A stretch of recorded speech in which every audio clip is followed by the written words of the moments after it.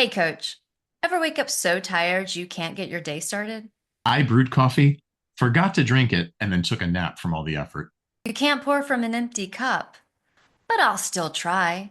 With oat milk, of course. And my nervous system just filed an HR complaint. Coach, please.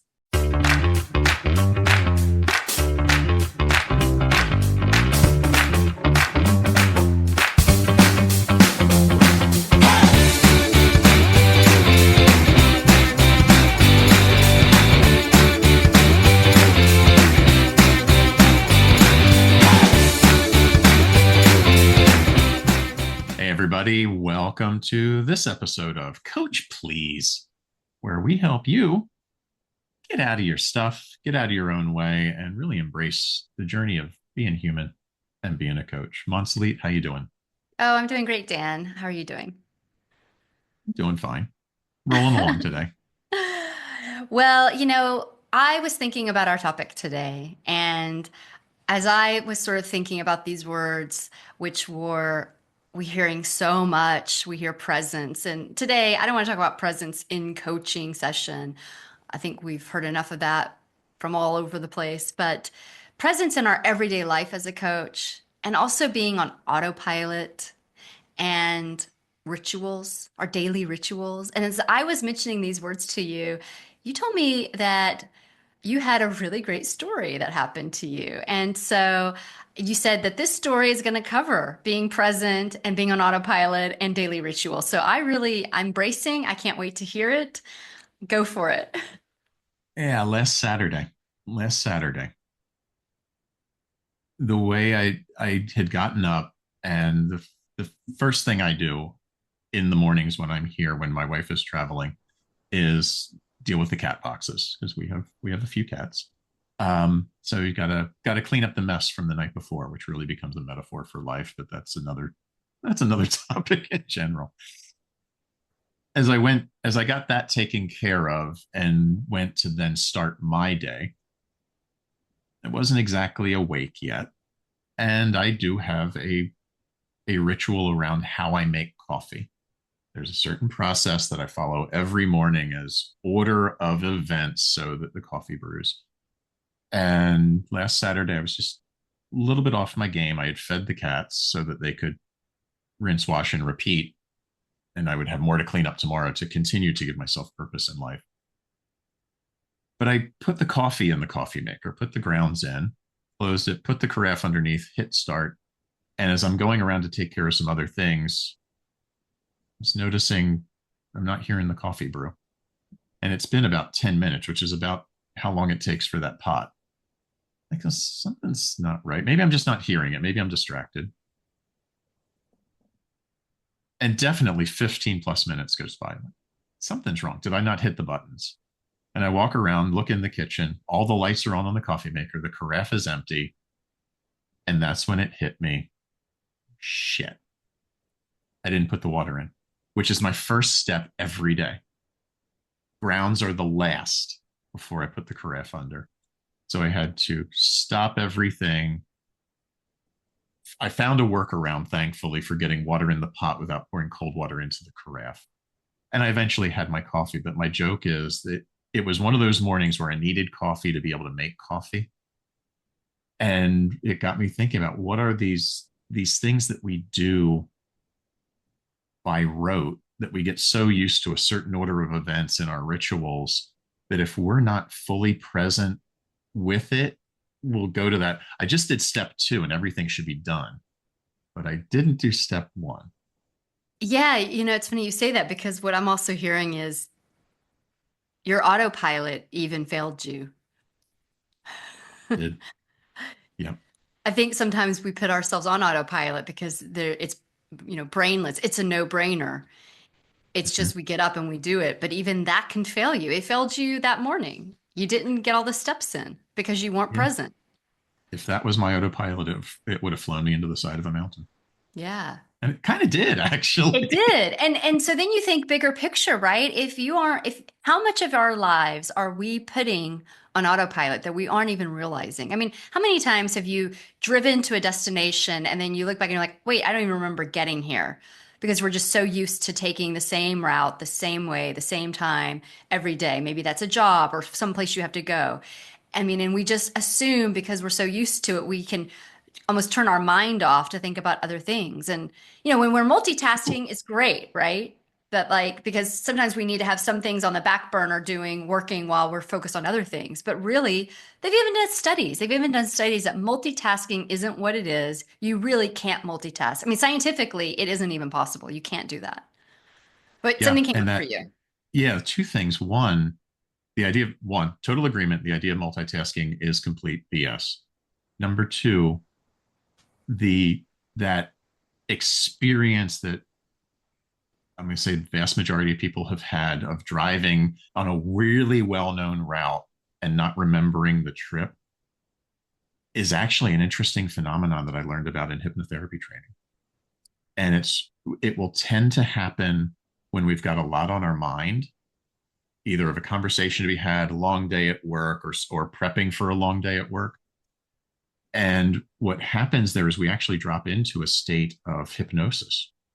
Our subconscious mind knows the route so well that we can drive it. And if somebody were to cut us off or a deer jumped in front of us or something happened, we'd be right back in present to be able to deal with it. But our processing part, our conscious mind, actually slips back to deal with whatever we're thinking about. So it's an interesting level of two consciously multitasking. No, we can't do it because you're always going to be present with something else. Conscious and subconscious processing, there is a level of it that without it going to the extreme of driving, but even if you think about walking around your neighborhood, your town on a well-known route, you could be put your intention on listening to a podcast. So like, I really want this information. So you're not paying attention to where you walk because you know it. You're here listening. But then in that moment of you somehow accidentally took a wrong turn and you're in a part of town on a street you don't recognize, to find your way back, you probably have to turn the podcast off to put your full conscious processing power back to, all right, how did I get here? What markers do I recognize either in the distance or right nearby, street signs to get back to where I came from? And that level of presence, bringing it back to our topic today of being aware of what we're conscious with and intentionally applying what we're focused on, which we've been talking about that throughout this series on presence and being present. Yeah, and it's sort of, I guess, we know that we can be conscious and unconscious from what you've just said, but we also know that staying on autopilot can't always be successful for us. It does fail. And sometimes we just can't always be present. It's hard to always be present in the moment, especially with so many distractions around us. And so Yeah. as we sort of And end our section, as you're sharing that, I have a distraction going on as a cat wants to come join us. And let me be present with that. She is now here.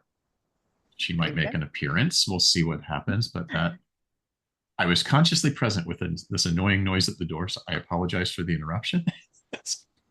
Yes, I mean, so how do we end? What do we want to leave our coaches and our audience with today, around presence, being on autopilot, and how even our rituals that we are set to can fail? We want to be present with Onyx, who came in to say hello to everybody because she absolutely had to be part of the podcast today. And yes, I had to clean up your mess this morning. So thank you for being here today and being so much a part of part of the episode. Um, I think the thing to leave everybody with today is to recognize that while rituals can be helpful, what you've shared, they can fall apart. They can fail us when we're not present with the full ritual. And actually, when we're not consciously present with the full ritual. I was present with the ritual of how to make coffee, but I wasn't consciously there, or I would have remembered to put the water in. And then giving ourselves the grace and forgiveness rather than beating ourselves up, which is where I went initially with, I'm so stupid. What do you mean I didn't put water in? How basic is that? But just recognize not where I was at that morning and It's not going to do me any good to continue to beat myself up over something that happened. What I learned from it? Water first. That's great. That's great. I just before I was thought we were done, but I have one more thought that I have to get out, which is I think we spend so much of our energy thinking that it takes no energy to be on autopilot and not always be present. But if you think about life, we're aging the minute we're born, the seasons are changing, nothing is ever static. And sometimes it takes more energy to be in these rituals and on autopilot than it does to be present because we're trying to force something static that can't be static because everything is always moving forward. And I think that that is also something to take away because if we are trying to, if we're finding ourselves stuck or in these autopilot, we have to sort of release that, right? Because we've got it, we're moving. It's depressing to think that the minute you're born is now we're closer to death every day. We're aging from the minute we're born. But this is life. This is the evolution. This is seasons. Trees don't hold on to those leaves that are not going to make it through that season of winter. So I think it's something else to think about. And how we show up in our own life is going to be how we show up as coaches in our coaching life. So it's important to keep Yeah. that in mind. And that, what you just shared there takes it one level deeper for me.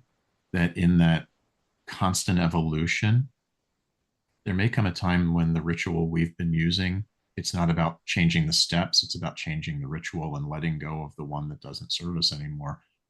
There may come a time when I decide that coffee is not my thing. Or the way And you're then, doing it isn't. or the Maybe way it's a I'm doing different it. type of way you do it. Yeah. Yeah.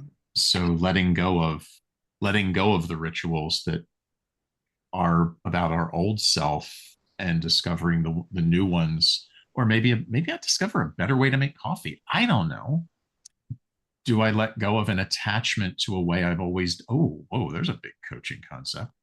Let go of attachment to the way it's always been done so that we can find a new and better way that serves us going forward. And that brought up you missing that step. Is that slowly trying to tell you you've got to start finding maybe there's another way to do it because what you've been doing, you're growing out of? Maybe I need to start putting Baileys in the pot instead of. Exactly. That'll be a way to start the day. Uh, well, as always, it's so great. And we can't wait to see you for our next episode 5 coming up to you next week. Yep. Be well, everybody. Take care. See you.